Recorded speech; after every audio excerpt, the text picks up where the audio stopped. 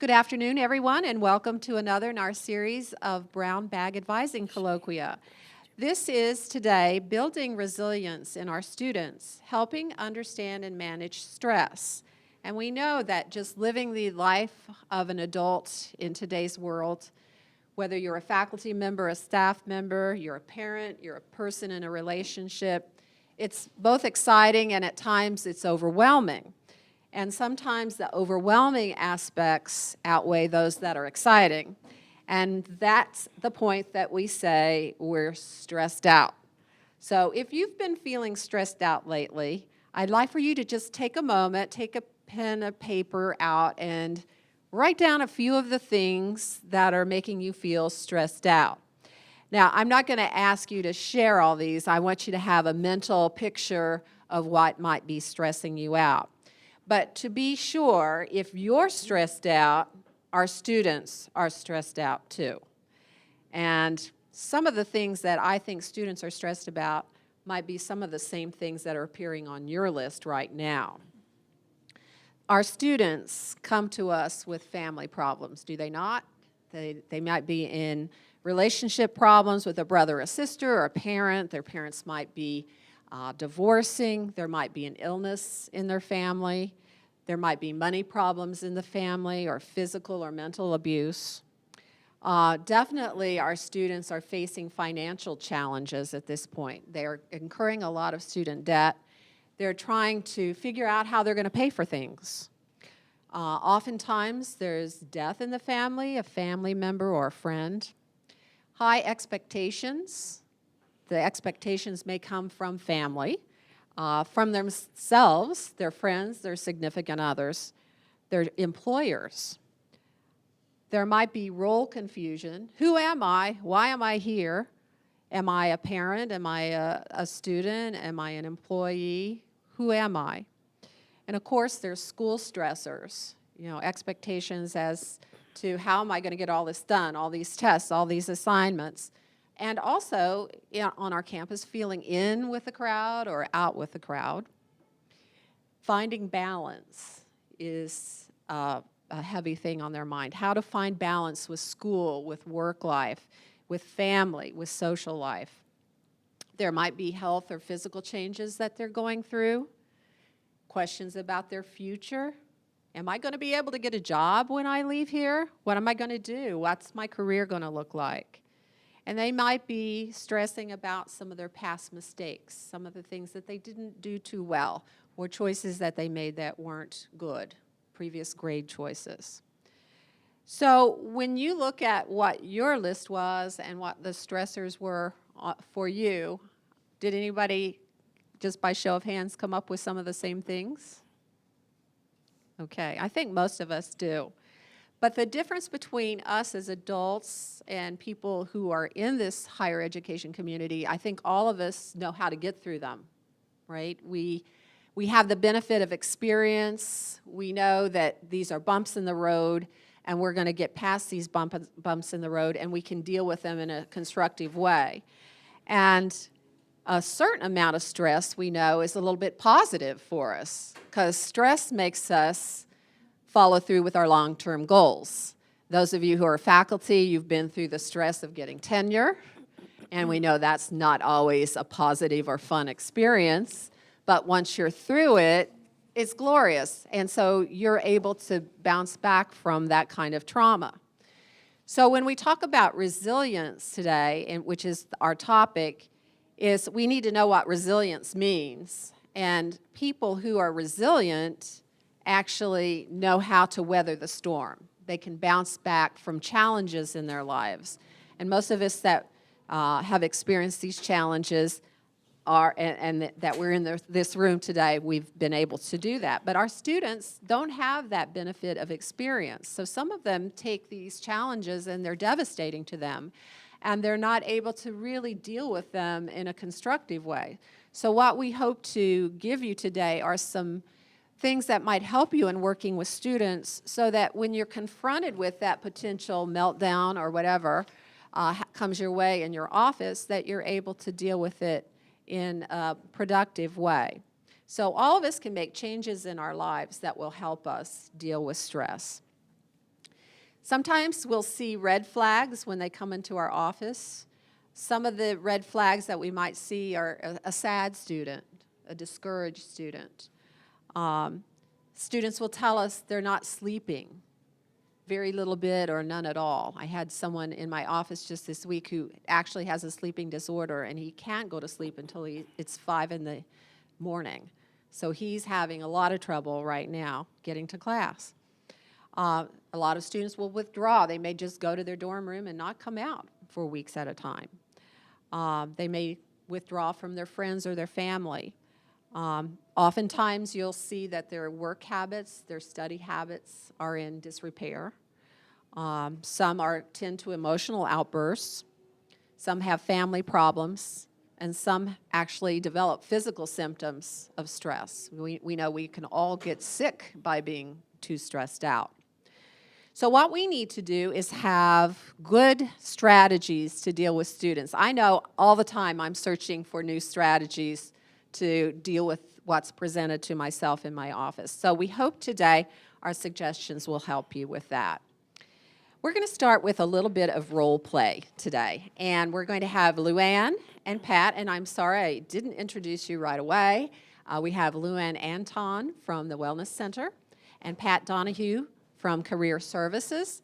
And they're going to share in our presentation today. But right now, imagine them as students and a student, and advisor or faculty member.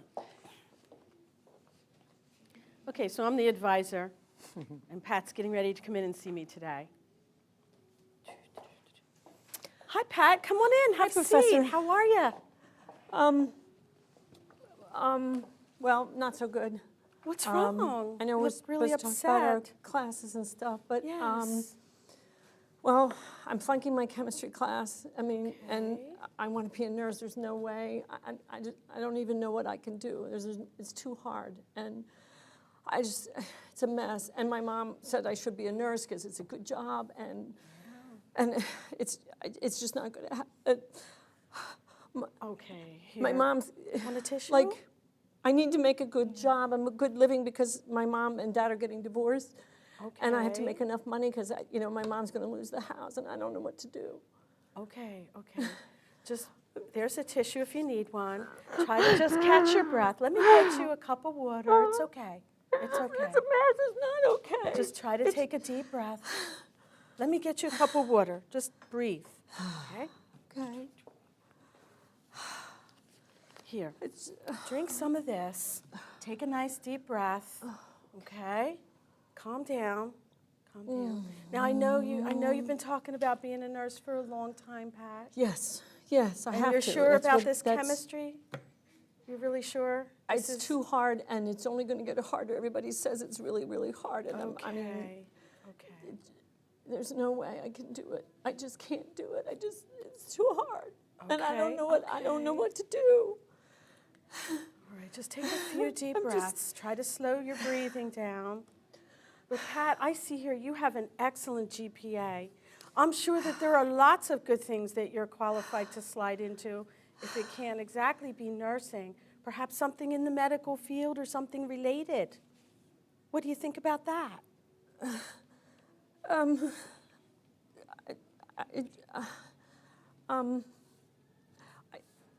I think I have to go now. I mean, I just remembered another appointment I have. I think I have to go. Okay. Right. Well, you think about some of your options, okay? Take care of yourself. Okay. All right. Let's give them a hand. That's pretty good acting, right? Okay. Okay, now I'd like for us to just stop and kind of analyze what went on in this situation. And again, if you would like to participate, just raise your hand and I'll come to you and you can make your comment. How did the advisor do? Okay, Cindy? I can't believe you let her leave. No way. That was awful. I would have never done that. Exactly. It was too quick. Her decision about leaving was too quick. It was just wrong. That's how I feel. You're exactly right. It was done on purpose that way. I have to tell you that. Well, what what should we have done to try to get Pat to start talking a little bit more, or what could we have done in this situation to, maybe we weren't going to solve the problem today, but any ideas what the advisor should have done a little bit to strengthen what the appointment was? Pat, why did you feel that you had to leave? As a student, what was your feeling? Yes, well, you know, telling that story, and we've all heard these stories, I felt like she wasn't listening to me, and she was trying to get me to do something that I wasn't ready to do. I just couldn't, my brain just couldn't even go there. And so I didn't know, I just had to get out. And I felt like she didn't care. I mean, she, you know, this was nice and stuff, but I felt like she didn't care. Okay. So your reaction was to flee, and this person wasn't going to help you. Okay. Mm-hmm. Any other comments? Steve, I'm going to walk around this way.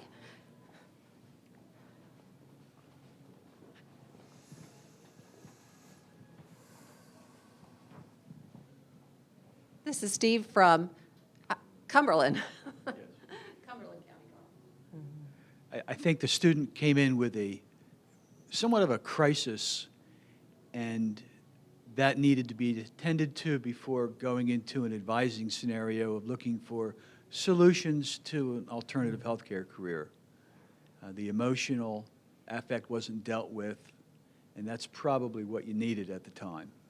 Some affirmation, some confirmation that you feel bad, let's address that right now, and the other stuff can be dealt with tomorrow or next week.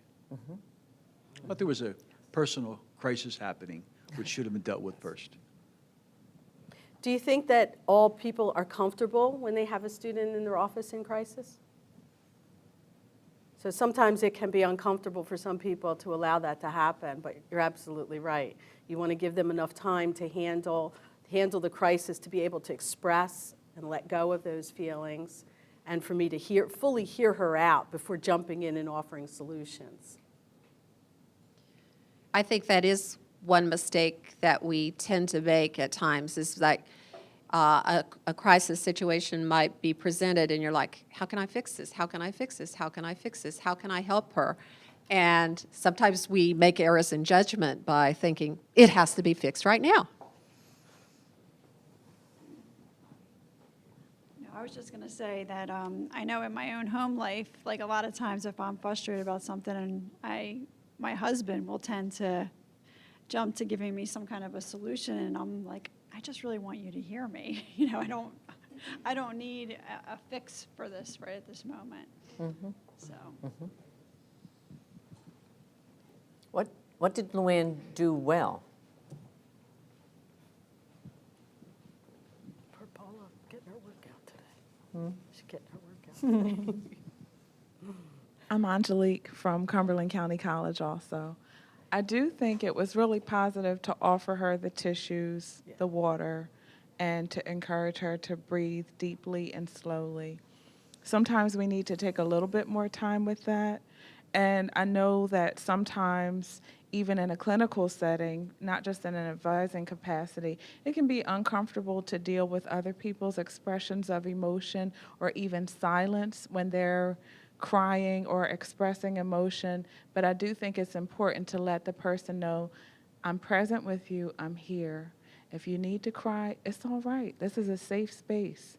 Take the tissues, use them if you need to. Here's a glass of water. When you're ready to talk, I'm here. And that might only be 30 seconds, 40 seconds. It might even be less than that. But sometimes just that release allows a student to cry, to purge, to get it out, and then they may be ready to talk. Another thing that I do think would be important to consider is that you were definitely trying to demonstrate some type of empathy and some concern for her situation. So those are the points that I think, should be lauded and applauded. I know there are times where I get students in my office that have a meltdown or start crying, and as soon as they start crying, they start apologizing. Oh, I'm so sorry, and I say, it's okay. Lots of people cry in here. Lots of people end up in tears. You know, it happens. It's okay. And I'll offer them the tissues, and we'll be more patient and sit back and wait and let them know that it's okay. It's a safe place for them to let go and do that. Like exactly what you said, let them purge it out and then see what they're ready to contribute and talk about next. Does anyone else have anything they'd like to add? I'd just like to summarize a couple of things that I have learned from my reading, and I feel like I'm a work in progress always with this, and we all are in dealing with people. But I do think taking a moment to just let the student calm down is important.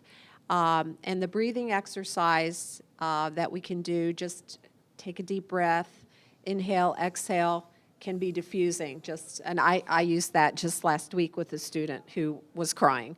But you might be able to tell a joke. You know, so that might be appropriate, actually. And the silence isn't bad either, just to say you don't have to jump in and just start talking. And acknowledge that you're hearing what they're saying. And some of that acknowledgement can come in the form of repeating back to the student, I think I hear that you're saying A, B, C, D. Is this what you're saying? Is this what you're meaning? Do you mean that chemistry, we never got to what about chemistry? We never got about what's hard. Hard means what? You know, what's difficult about the course? So drilling down and trying to address the first situation is we've got to get through chemistry because it's a semester. We can deal with career in a little bit longer time frame. So we needed to drill down a little bit and talk about the chemistry if that was comfortable for her at that point. And I think it's important to realize that we don't always have all the answers, that it might have been a referral at some point in your office. You might have needed to send them to the counseling center, or you might have needed to get them to a career center. As a faculty member, as a staff member, we are all about referring people to appropriate offices. So that's also something that should be in your frame of reference. And one thing I like to do is when I'm with a student is make sure they have a plan, something that they leave able to do that day. What are you going to change that day? If you're on academic probation and things aren't going well for you academically, what one thing can you change today, or what plan are you going to put in place today? It may be that tonight I'm going to go to bed early, or I'm going to block out from 4 to 6 o'clock tonight to do my homework, and then I'm going to relax and try to de-stress. But some kind of plan is, this is what I can take care of, this is under my control, and I can change today. If you can have them leave with at least one thing that they're going to do and commit to that day, they're going to start taking ownership of, I can control my life. It's not necessarily all out of control. These are the things that I can do to make repairs or to get on a positive path and become a little more able to bounce back from these bad things that happen. So the real takeaway here is that someone cares about them and is willing to meet with them maybe multiple times or to see it through to help them get back on track. So Pat has a wonderful acronym for this, and I'm borrowing it from her. She uses the ARC acronym. Acknowledge, you need to acknowledge the person in front of you. Rephrase it, or rephrase what's happening, and C, care. Make sure that they leave your office feeling that somebody has cared about them. And I know we all feel better when we at least feel that the student knows that somebody is nurturing them and caring about them. So that's what I'm getting out of the role play. And of course, this could have been a real situation. And there's been times in my office where I feel like, wow, I could have handled that differently. And so I try to go back and look at, well, where did I kind of go off track here, and how could I help the students better? But again, we're all doing this as a journey, and we're not going to hit it 100% of the time. But if we can learn from each other, that's great. Does anybody have any ideas or ways that they like to handle situations such as this? Not everything is a meltdown, but we do have meltdowns. So these kinds of things that will help students bounce back, have more resilience, will be, in the long run, beneficial to them. I know, Paula, I find that a lot of students aren't aware of some of the services that we have here that they don't pay any extra fee for, despite the fact that, they get information and a ton of times. But when they need it, or when they're in a crisis, that's when they may need to be reminded, that they don't pay any extra fee for the services of the Wellness Center, and they can come and see a counselor there without paying any fee. But we know there's still a lot of stigma attached to that. We often have professors that will either pick up the phone with the student's permission in their office and say, is it okay if I call and see if you could speak to a counselor down there this afternoon or as soon as possible? And oftentimes, that extra effort, that help with making that connection will really facilitate the students seeking those services. And we've had some professors or some other students walk into the counseling center with someone in crisis, and we see everyone. They will definitely be seen. If they come in a crisis, they'll be seen that day and, work with the counselor. Also, sometimes if they're in my office and they don't want to go anywhere or talk to anybody else, I might ask them if there's a friend or a family member that they would like to get on the phone right now that would be helpful to hear their voice, So those are just some things that we can really step forward a little bit and make that actual connection for them. Can go a long way with them really being able to follow through on those services. I wanted to add to that too. In student affairs, we're trained to pick up the phone and make a call for that student. So I think, as advisors, anybody interacting with students, we should be aware of the services, but it's very powerful. Never underestimate the tissue box. Like, it's okay to cry in my office, and the picking up the phone for them, because we know people get routed, with the best of intentions, but we pick up the phone and make sure there's only, the next stop is the one where you need to be. And the same is true. I didn't know we could walk someone down to the wellness center, but that's also very, the powerful thing is the fact that we're doing it for the student and with the student, and there's a simple message in that yes, it's important to get help, that's appropriate, and I'm going to help you find, make that plan. That part of the plan is we'll do this together. And it's a lot less scary that way. They may walk out of your office and have great intentions on making an appointment with the counselor, but let's face it, that's a scary thing to do. Okay, so acknowledge, rephrase, and care.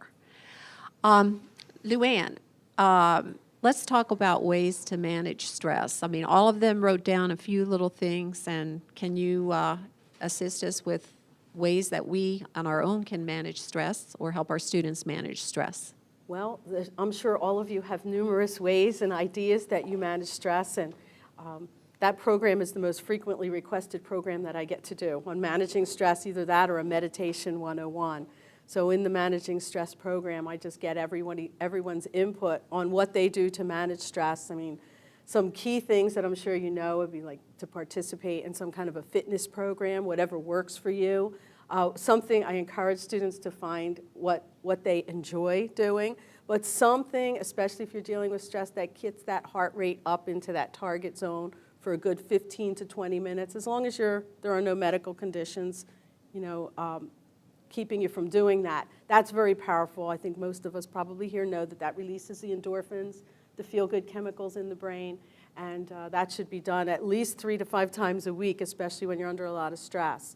And we want to make sure we take a look at nutritionally what we're doing, or maybe help students. Sometimes I find students come in and they complain, I can't sleep, I can't do this, I can't focus. And when you start asking them some more questions about what they're eating or not eating or what they're drinking, some of them are consuming several energy drinks in a week, maybe even 1 or 2 a day. And we've had students come in with heart palpitations due to that. So that can be a very serious issue. We want to have them look at their caffeine intake, their sugar intake, which can keep them revved up. And if they're under a lot of stress, we want to make sure that they know the importance of getting extra vitamin C the B vitamins, to keep their immune system strong and healthy. And then there's the social aspect. So we don't just look at stress from one standpoint. I try to get students to look at, and anybody, to look at how they're handling stress physically, mentally, emotionally, spiritually. Because when we're looking at our lives and taking care of keeping those areas as strong as possible, we're probably able to handle stress better.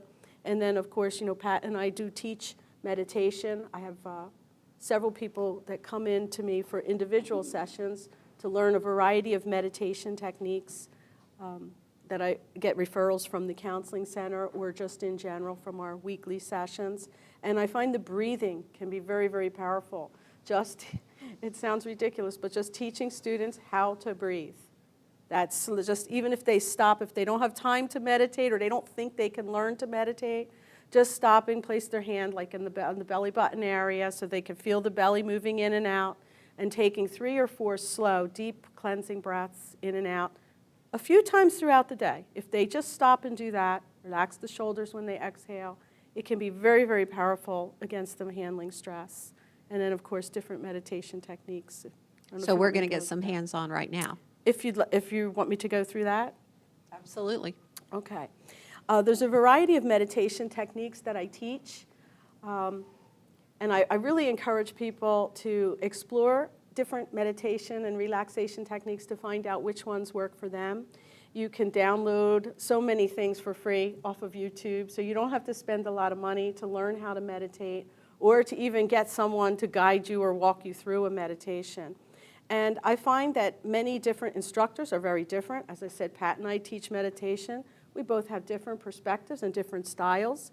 And it's really about you finding the technique or combination of techniques that work best for you. That's how I approach it. I usually do incorporate breathing or some breathing techniques because I find that helps center and ground a person. Pat does some visualizations to help with grounding techniques, or sometimes just keeping your feet flat on the floor and becoming aware of your surroundings and tuning inward can help to ground. Some of you may do yoga. You know that yoga sometimes incorporates meditation. Again, yoga instructors are all different. So we sponsor free yoga classes on campus, as well as different fitness classes that we try to encourage students to attend and participate in as well. But a lot of the meditation techniques that I teach usually include some guided imagery or creative visualization, where you conjure up, or I help conjure up a scene for you that you find pleasant. And we know that that's very powerful. For example, if I came in today with a bowl of fresh cut lemons, and I passed them around and I said to each of you, please take a piece of this lemon and take a bite right out of it. Just imagining what that would be like. Some of you are already starting to produce some more saliva. Some of you scrunch up your face like, oh, that's nasty. So our bodies react to what we can imagine, which is a great thing. It can also be a disastrous thing, because when we allow our minds to continually roll and worry and dwell on what's not going well, we can really whip ourselves into a physical, mental, emotional frenzy, and we can also calm ourselves down the exact opposite way. So when we can train our minds or take a few moments out to imagine being in a spot where you feel wonderful, maybe you had a massage or your last vacation or whatever that was that puts a smile on your face, it can do a lot to help you feel better physically, mentally, and emotionally. Some people use progressive relaxation if they're not good with their imagination, where they tighten and release the different muscle groups. Have any of you heard of that? And just that squeezing can let you know, here's where my muscles are, here's what it feels like when they're very tense, and here's the difference when they're completely relaxed, and notice where you are in between. So sometimes I'll use that technique with people who have a difficult time imagining or visualizing things. And let's see, the mindfulness technique really trains us to be in the here and now. The right here, right now. And sometimes I use that as a mantra for students to keep saying to themselves, right here, right now, and tune into this very moment, because it's the only moment we have any control over. We can't change the past, we can't really change the future, we can only focus on right now. And that doesn't mean, of course, that we don't plan or set goals, or that we don't look back and learn from mistakes or things that we've done, but it means that for the most part, when we can really focus on this very moment and stay in this moment, it can be very relaxing and helpful for us. And the last technique, some of you may have heard of the Transcendental Meditation technique, or you need to be trained to actually teach that technique. So what I teach that's similar to that is known as a mantra meditation, where you think of a word, a sound, or a phrase to repeat to yourself over and over and over again. It could be something that has meaning to you or something that has no meaning to you. In the true transcendental method, you're given a mantra chosen specifically for you that's a Sanskrit word. You don't know the meaning of it. And that's the point. Because if you don't know the meaning of it, you don't attach any visuals to it. So that constant repetition over and over and over again lulls you into a very relaxed and peaceful state. So sometimes people will say to me, well, it's great when I meditate. Yes, I'm very relaxed, and I might even feel a little tired, or some people feel energy afterwards. But then I have to go about the rest of my day, and I get stressed out again. And what I say to them is the importance of really committing to a regular practice of meditation, so that if you're doing it once, preferably twice a day, even for just 10 to 20 minutes, can be very, very valuable. And there are a lot of good scientific studies to validate the benefits of meditation, physically, mentally, emotionally. And some people do long periods of meditation for an hour or 45 minutes or more and find it beneficial. But truthfully, 10 to 20 minutes can be very beneficial. But the key is to keep at it on a regular basis. So those are the main methods I think that I would teach. And a lot of my meditations do have combinations of those in them. And you can let me know whenever, if you want me to lead the group, then we can do that, or whenever you feel. I would like to go through something if you have something you can share. Okay, you guys ready? Everybody You guys ready? ready for it?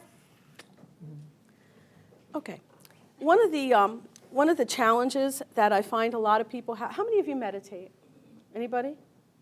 Meditate? How many of you are familiar with meditation at all? Okay, so some of you are. I find that one of the common complaints is that people, when they try to meditate, they get distracted. Anyone have that problem? Where their mind kind of jumps all over the place?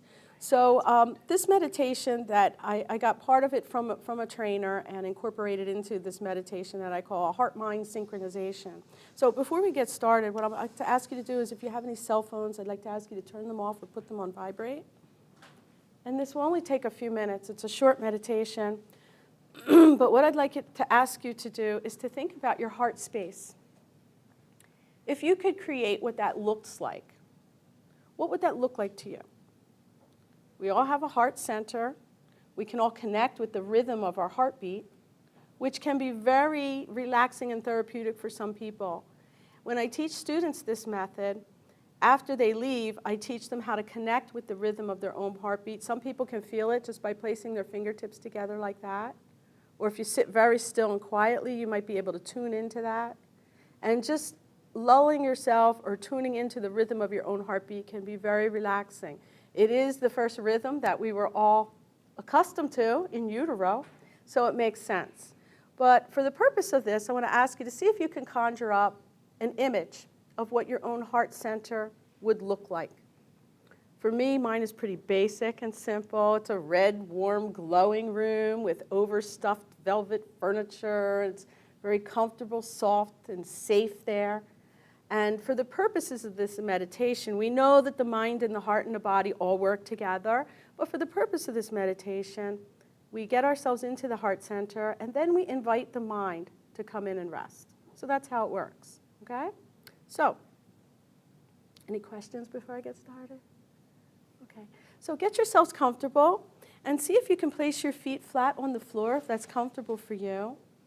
And just begin by taking a few deep cleansing breaths in through the nose if that's comfortable for you today, and out through the mouth. Just breathing deep into the belly, expanding that air on up to the rib cage and chest area. And then completely exhaling all the air out of your body. And just focus on slowing the breath down and deepening the breath. And if your mind wanders, just gently bring it back to focusing on your breathing, really tuning in and noticing what the air feels like as it fills your belly and moves on up into the rib cage and chest areas, and then leaves and you feel your belly sinking in again. And with each exhale, see if you can just relax your muscles in your body.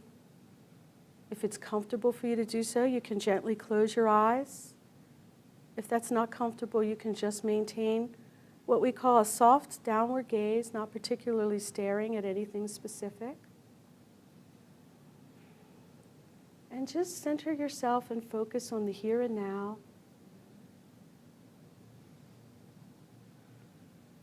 And after your next deep cleansing breath in and out, allow yourself to gradually slide into a comfortable pace of breathing, whatever that is for you. Just easily and effortlessly allowing the air to flow in and out.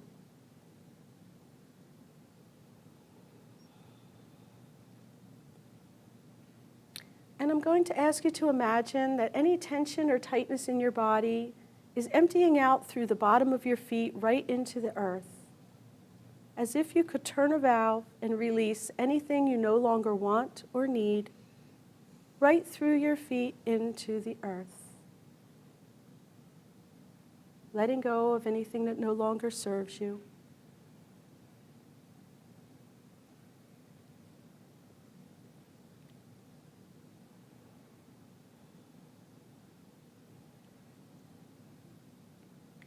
And once you feel that you have sufficiently released what you no longer need, try to imagine drawing up positive energy from the earth through the bottom of your feet, and at the same time through the very crown of your head from the universe. So drawing up positive energy from the earth and positive energy from the universe right through the very top of your head, allowing these two energies to meet at your heart center at whatever pace is right for you.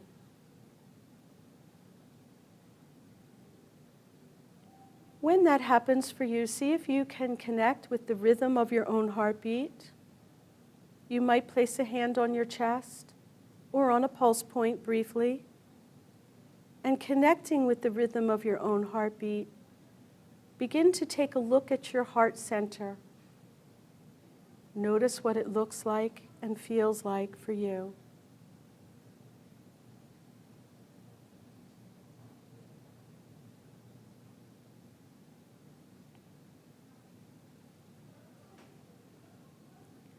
And just rest in that heart space for a moment, remembering that the heart is always kind, loving, and accepting.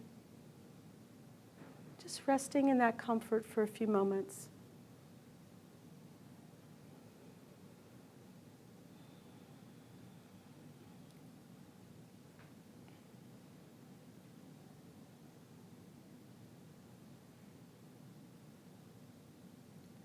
And now I'm going to ask you to imagine that the mind is at the door of your heart center, and you're going to invite the mind to come in and rest.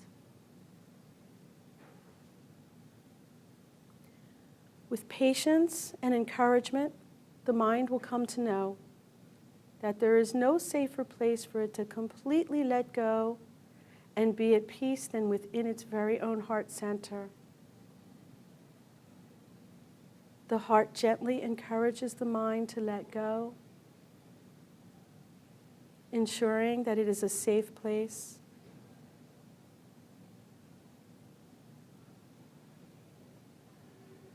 See if you can relax and allow this to happen.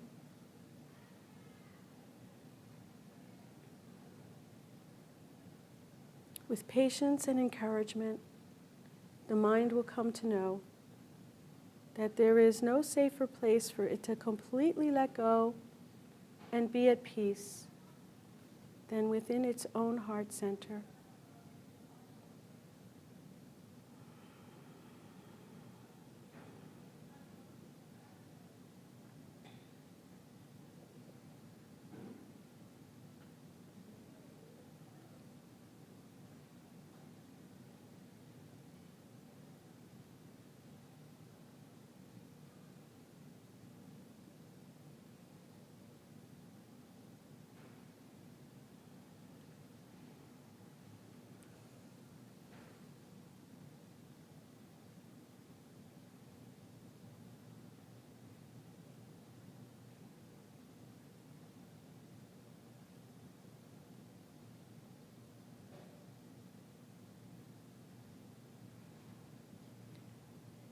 Once again, I'm going to ask you to focus your attention on your breathing, slowly deepening the breath,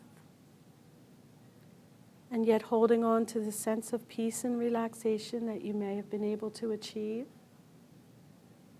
And knowing that you can enter this peaceful state anytime you like, simply by connecting with the rhythm of your own heartbeat, sliding into that heart space, and allowing the mind to come in and rest. So slowly beginning to deepen the breath. And this time with each exhale, notice that you become a little bit more alert and aware, as if you're moving towards the surface. Perhaps beginning to connect more with your surroundings.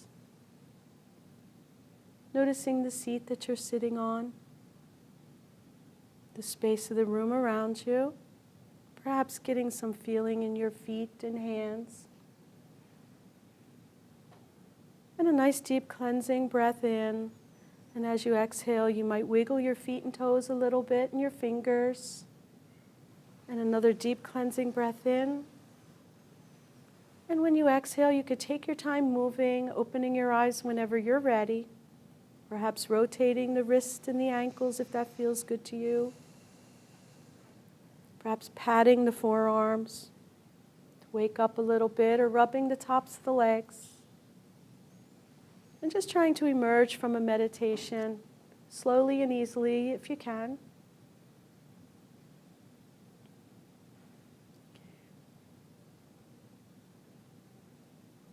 How we doing? Everybody back? Exhale, eyes open. Taking your time moving. Okay. Any questions? Anyone want to describe their heart space? Challenges? Don't worry if you have challenges with meditation. It's normal. Even those of us who are experienced have challenges sometimes, right, Pat? Oh, yes. Any questions? Meditation is very contradictory to today's culture. Oh. This is a very 70s, 60s thing you just did for us. I beg to differ. I have lots of students who love this. Glad to hear that. And are very interested in being able to get into what they call a spaced out feeling quickly and easily and in a healthy way. I work with a lot of students. I can tell you over the past, I don't know how many years I've been here now, but each year I work with more and more students on an individual basis, to the point where that's getting to be a very primary part of my job. Students are very readily and easily accepting of this method. They like it.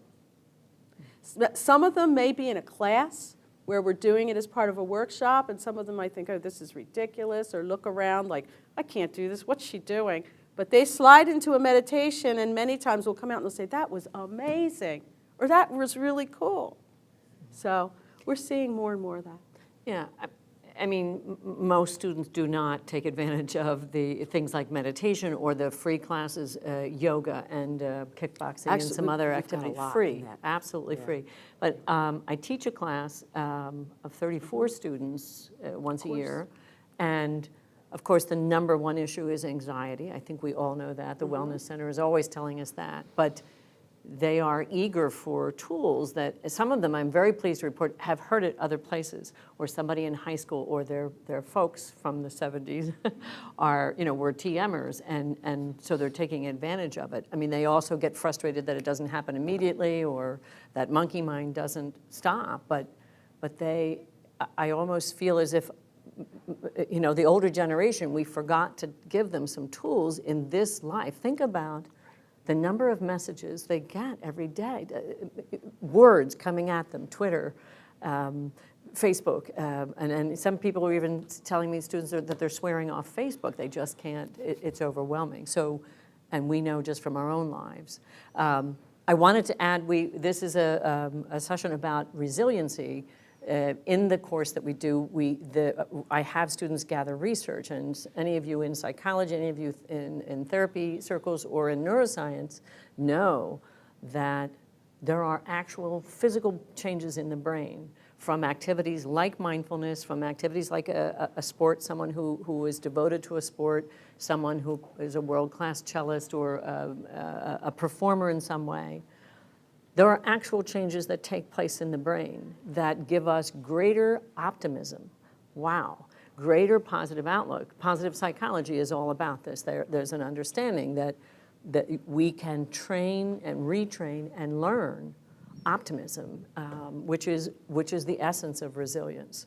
So Luanne and I are obviously partial to meditation as a route to that, but it is, I mean, it changes the brain, and for a very long time. And there are many studies existing about college students because they're a ready-made group of research subjects. That's And a good thing to bring up. It's a beautiful thing. Because now we have the technology to measure those Yes. changes in the brain. We Yes. love to measure, yes. 20 minutes of meditation before, and I was just working with a student who has test anxiety, and he's done the very best he could. Every test, SATs, GREs, all of them.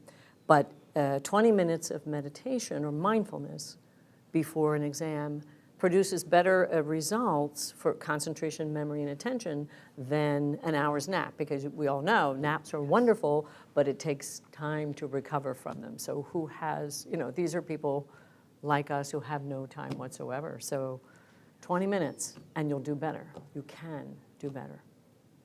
Nice to know, right? So that's a great idea for people who have test anxiety. So we need to send them your way. Yes, it's the only one I could think of. So you were going to show us a few other techniques, Pat, and I believe Yes. these are called grounding techniques. Yes, and this is coming off the, if I can stand up, off the meltdown situation, or a student clearly in a stress mode, and they can spin out. I mean, they've gathered all of the really dire things that are happening and are really perhaps overwhelmed. So the tissue, the drink of water, and then what? And I'm just going to throw out a few things, and if you'd like to do them along with me, you can. Simple things that are grounding. I am a person who does take off when there's stress and trouble, so these are therapeutic techniques, and they are mindfulness meditation techniques. So one of them, and a couple of them had to do with breathing, and we have handouts for this and talking about the keys to resiliency, but one of them, one of my favorites, is just putting the hand on the upper chest, all right, and just kind of gently resting it there, upper chest. Not it becomes more emotional when it's down here, but just beginning to feel the heartbeat.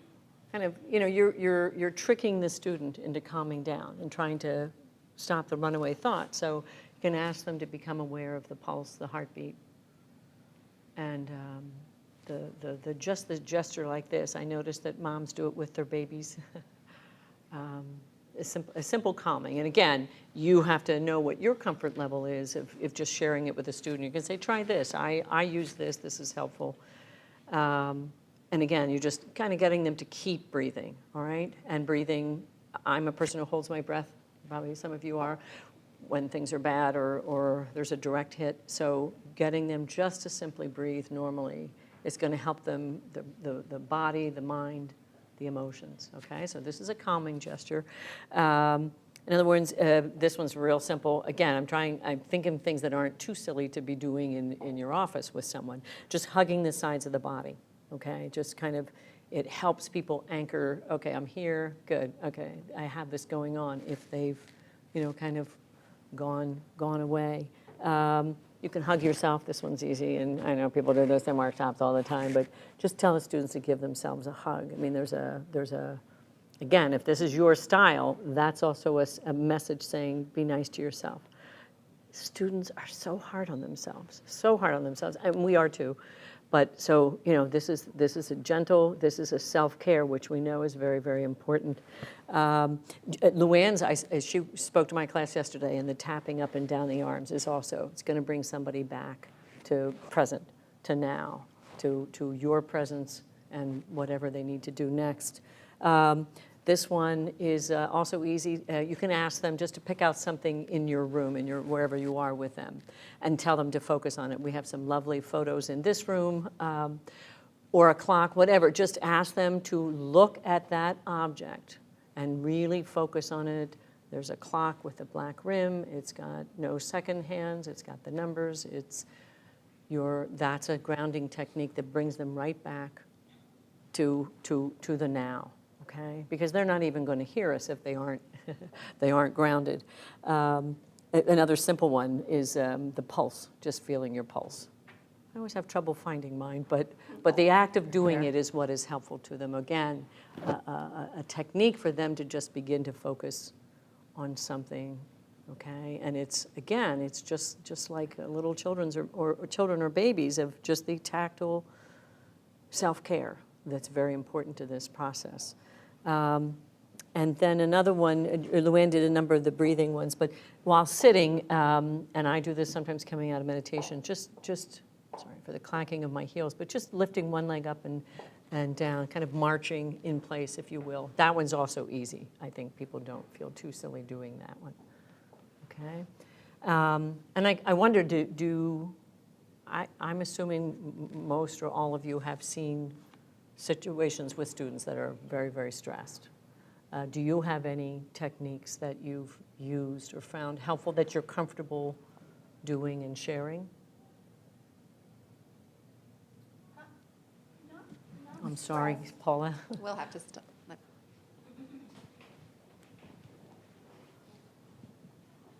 Not stressed so much as the angry student, especially young men. And I think it would be harder to get young men interested in meditation and things like we're talking about. Yes. And they're angry, you could say. They have a chip on their shoulder, but it's not really a chip. There's an underlying reason that the world is out to get them. And it's very hard for me to talk them down from that. Any tips? Well, the first thing I think is to acknowledge it sounds as if you are upset, right? Or rephrasing what it is that they expressed. What were you? If you have someone that comes into your office really angry, usually they're pretty hyper aroused, and you can see it. And I try to invite them to sit down. Have a seat. And as much as you are comfortable with letting them vent about what's going on, unless it seems to fire them up, again, offer them, maybe a drink of water, or, if it feels right for you to suggest that they take a few deep breaths. But many times offering, if you can get them to sit down, and if they're clenching their hands, or they're real tight, or they're feeling like they're clenching their jaw, if you can help them to get them to relax or open their hands, and perhaps say to them, if they're receptive to this, open your hands, look down, relax the jaw. Because when you can get a really angry person to unwind physically, they can start to unwind mentally a little bit. So, it depends on your comfort level with that.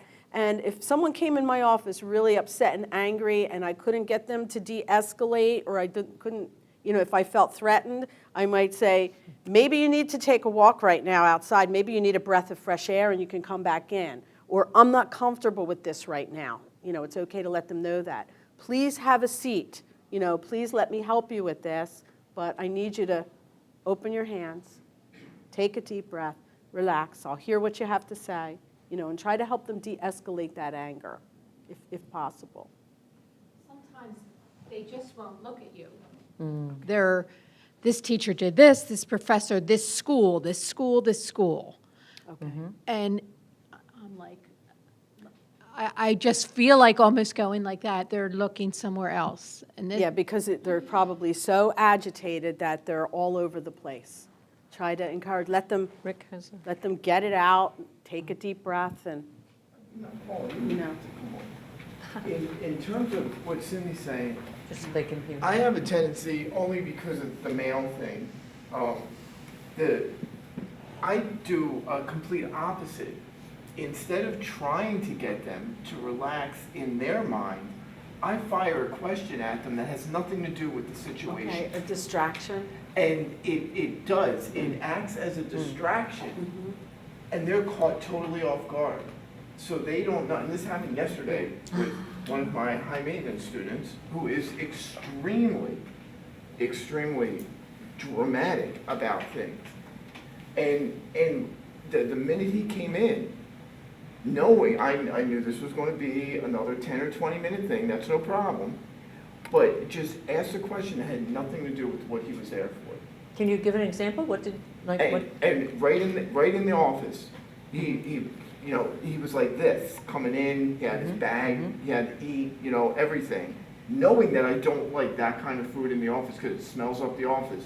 So it's like, you know how to push the buttons of people. What are we going to do? And just totally asked him a question that had nothing to do with anything.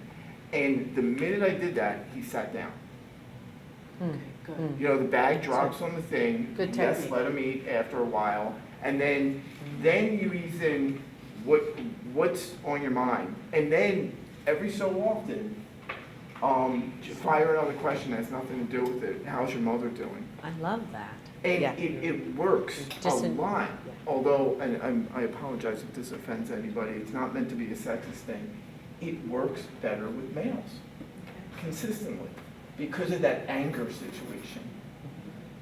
But I can't be a male. so- Oh, no, but you What am I can gonna do, do? you can do the distracting question. Right.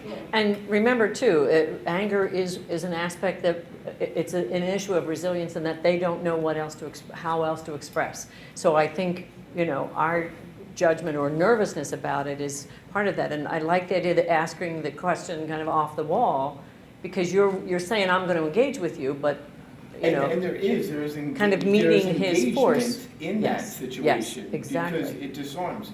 I like that. And it works a lot with the veteran students, and because I have 7 vets. This is them in one section this semester, and that's the most in one semester that I've had in one spot.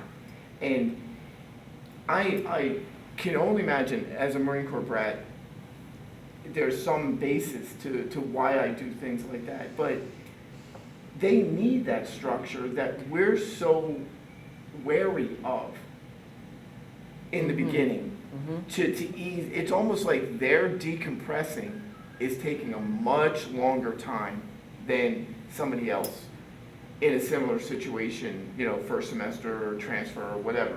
So, the come down harder, so to speak, in certain situations you will do this. And then all of a sudden it calms them down so that they are more receptive. And it's not to everybody, but it's like, try it. You have to read the signals of the person. When the person comes in, I wouldn't do it to everybody, Well, yes, automatically, but you try it and see. But it is Excellent. that the Thank anger you. thing is really hard. We do have one of our counselors offering some anger management workshops on a monthly basis, but sometimes those that need it the most are the most resistant, but it is available. It is available if you get to a point with that student, if they're receptive to, working on handling anger and making it work for them, if it's not working for them. I might even suggest, Cindy, that you don't have to respond to that right away. Just let them say it and then let there be silence and say, now, can we start putting together a plan? Or can we get to the bottom of, what our issues are here? Because our reaction is when somebody's coming at us to respond back as quickly as possible. And it's hard for us to get offended by that kind of behavior. So I'm trying to learn to just not say anything. And another technique that I have that I'm finding is working pretty well is when somebody just keeps repeating and they're going nowhere, I say, we need to turn that tape off that's running in your mind. You're running that same video over and over.